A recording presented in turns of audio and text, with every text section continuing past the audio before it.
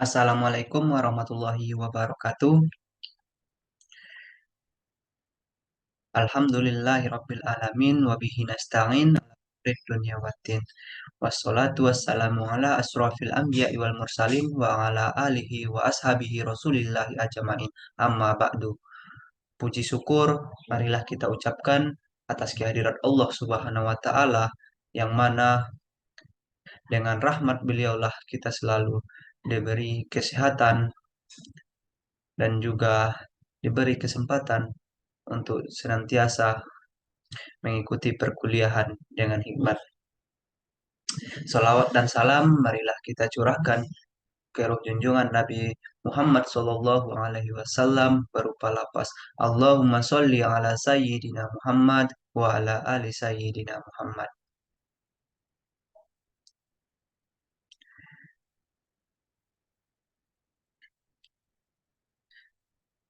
Baiklah, pada kesempatan kali ini saya akan membawakan presentasi salah satu topik materi pada mata kuliah Sejarah Pemikiran Ekonomi, yaitu Pemikiran Ekonomi Keynesian.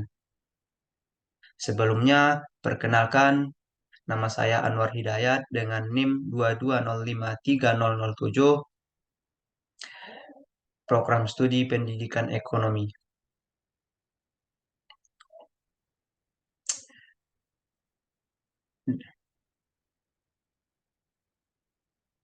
Tidak lupa pula, hmm, terima kasih saya ucapkan kepada dosen pengampu mata kuliah Sejarah Pemikiran Ekonomi, Bapak Dr. Zul Afdal SPD MPD, yang telah memberi saya kesempatan untuk mempresentasikan salah satu topik materi sejarah pemikiran ekonomi, yaitu pemikiran ekonomi Keynesian.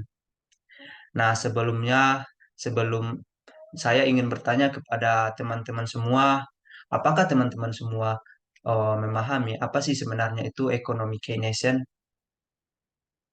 Nah, jika belum, nantikan penjelasannya pada presentasi saya nanti. Next.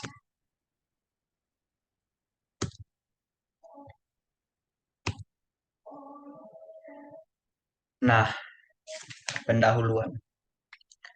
Jadi, asal mula eh, pemikiran ekonomi Keynesian itu adalah ketika, ketika terjadinya The Great Depression pada 1929, sehingga ada salah satu tokoh ekonomi yang berasal dari Inggris yang bernama John Maynard Keynes, yang beliau ini lahir pada tahun 1883 dan meninggal 1946. Nah, dia itu mengkritik tajam soal sistem ekonomi klasik yang menganut prinsip pasar bebas. Jadi Keynes itu melihat bahwa pasar bebas tidak selalu mampu menciptakan keseimbangan, terutama dalam masa resesi dan kritis. Tingginya angka pengangguran, kemiskinan pada masa The Great Depression itu pada tahun 1929, jadi mendorong Keynes untuk membuat salah satu sebuah teori baru guna untuk memperbaiki keadaan ekonomi. Jadi asal muasal teori Keynesian ini muncul adalah untuk mengatasi kegagalan ekonomi klasik dalam mengatasi resesi atau di krisis besar dalam ekonomi. Jadi muncullah pengembangan teori dari John Maynard Keynes dalam bukunya yang terkenal yaitu The General Theory of Employment, Interest and Money yang diterbitkan pada tahun 1939. Jadi Keynes itu berpendapat bahwa pemerintah itu harus aktif dalam mencampur aktif campur tangannya dalam mengelola krisis ekonomi atau dalam mengelola perekonomiannya guna mengendalikan tingkat pengangguran dan inflasi.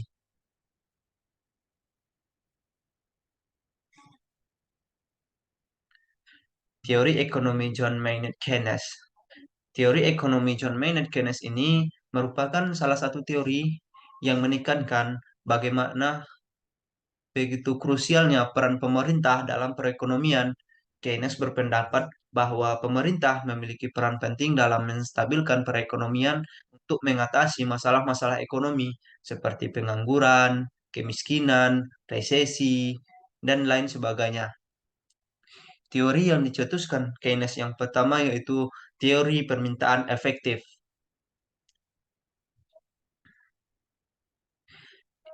Inti dari teori permintaan efektif ini yaitu di mana konsep permintaan yaitu jumlah barang dan jasa yang diminta oleh masyarakat pada berbagai tingkat harga yang berlaku. Jadi intinya itu adalah permintaan agregat itu harus tinggi karena tingkat permintaan yang efektif akan menentukan besarnya pendapatan atau GDP real yang akan beredar. Jadi Keynes melihat bahwa perekonomian bisa saja berada dalam keadaan equilibrium atau keseimbangan di mana pada saat output yang rendah ditandai dengan pengangguran yang tinggi. Hal ini akan terjadi kurangnya permintaan efektif di masyarakat.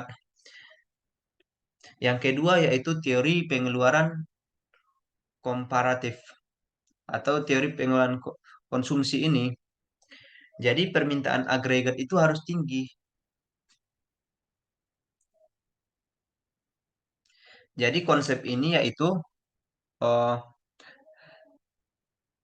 semakin besar pendapatan, maka semakin besar pula konsumsinya.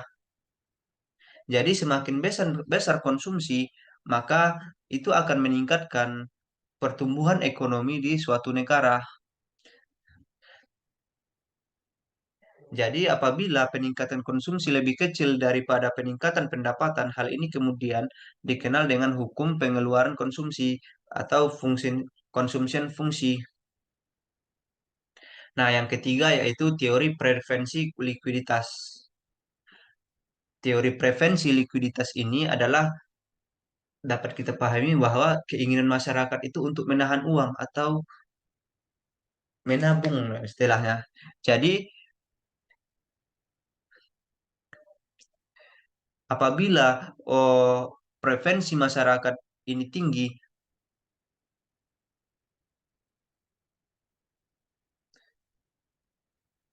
apabila preferensi likuiditas masyarakat ini tinggi, maka semakin rendah pengeluaran investasi karena lebih besar uang tunai itu ditahan. Nah, hal ini akan mengakibatkan nantinya pada permintaan efektif itu yang melemah, sehingga dalam teori Keynes oh, uang itu harus kerja gitu. Jadi apabila suatu masyarakat dalam suatu negara itu bisa memperkerjakan uangnya seperti investasi oh, dan lain sebagainya, maka ekonomi tersebut dapat berjalan dengan lancar gitu. Next. Jadi pokok pemikiran ekonomi Keynesian ini yang pertama seperti yang dijelaskan juga sebelumnya dalam pendahuluan yaitu perlunya campur tangan pemerintah untuk menjaga agar permintaan itu tetap tinggi atau demand management. Yang kedua yaitu permintaan agregat sebagai kunci aktivitas dan pertumbuhan ekonomi. Jadi, apabila permintaan akan barang dan jasa di suatu negara itu tinggi, maka dapat dipastikan itu juga akan menjadi salah satu faktor dalam pertumbuhan ekonomi. Yang ketiga yaitu dari pokok pikiran ekonomi Keynesian ini yaitu kritik tajamnya atau kritik pedasnya terhadap mekanisme pasar bebas yang dicetuskan ekonomi klasik, di mana mekanisme pasar bebas ini dianggap gagal dalam mengatasi masalah-masalah ekonomi. Next. Nah, tentu dari penjelasan-penjelasan tadi mengenai ekonomi Keynesian ini, tentu kita harus mengetahui juga seperti apa sih penerapan dari kebijakan Keynesian ini. Nah, bentuk kebijakan ekonomi Keynesian ini, yang pertama itu di kebijakan ekspansi moneternya. Kegunaan dari ekspansi moneter ini yaitu untuk merangsang konsumsi masyarakat.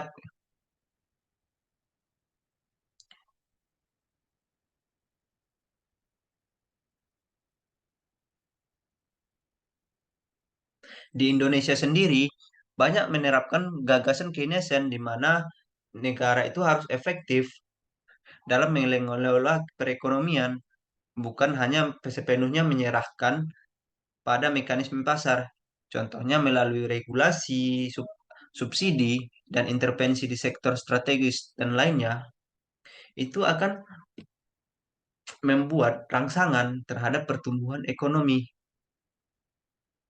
Yang kedua yaitu kebijakan fiskal, yaitu stimulus dalam perekonomian, di mana contohnya di dalam sebuah masa resesi, pertumbuhan ekonomi yang melambat, pemerintah itu seringkali menggunakan ekspansi anggaran seperti stimulus fiskal atau kenaikan belanja pegawai, bantuan sosial, dan lainnya.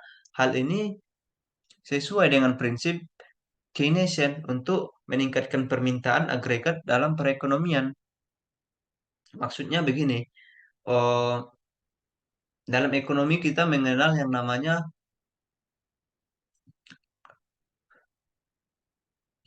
multiplier effect atau efek pengganda gitu. Contohnya, apabila pemerintah mel- me- berinvestasi dalam sektor infrastruktur seperti jalan di pelosok-pelosok, maka itu akan membuat efek yang berganda gitu. Jadi mungkin akan banyak keluar dari sana yaitu berupa lapangan pekerjaan dan mempermudah akses distribusi barang dan jasa sehingga dapat mempermudah efisiensi dalam pengelolaan ekonomi.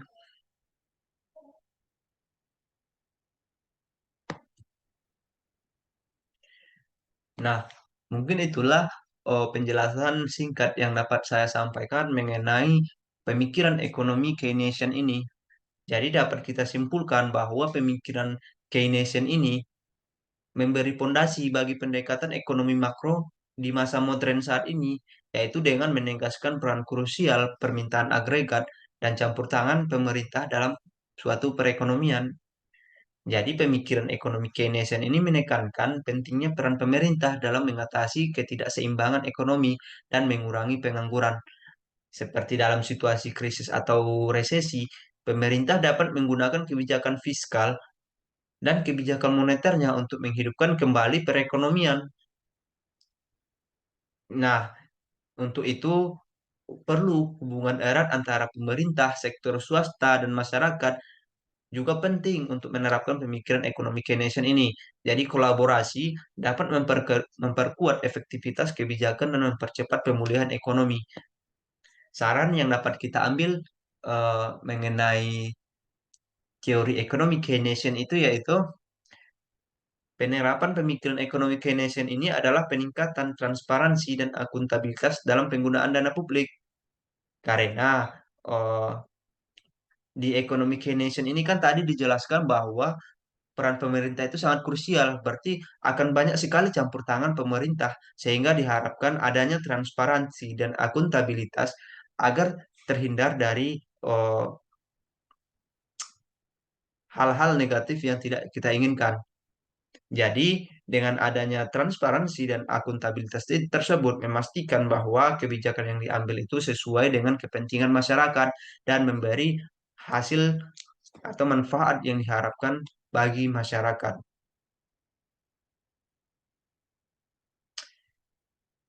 Baiklah, mungkin itulah presentasi yang dapat saya sampaikan mengenai salah satu topik mata kuliah sejarah pemikiran ekonomi, yaitu pemikiran ekonomi Keynesian. Apabila ada dari teman-teman dan rekan-rekan yang ingin menyampaikan kritik, saran, dan ingin bertanya juga, silakan bertanya, silakan tinggalkan catatan di fokus grup diskusi. Apabila ada kata dan kalimat yang salah dari saya mohon maaf. Saya sudahi wabillahi taufik wal hidayah. Assalamualaikum warahmatullahi wabarakatuh.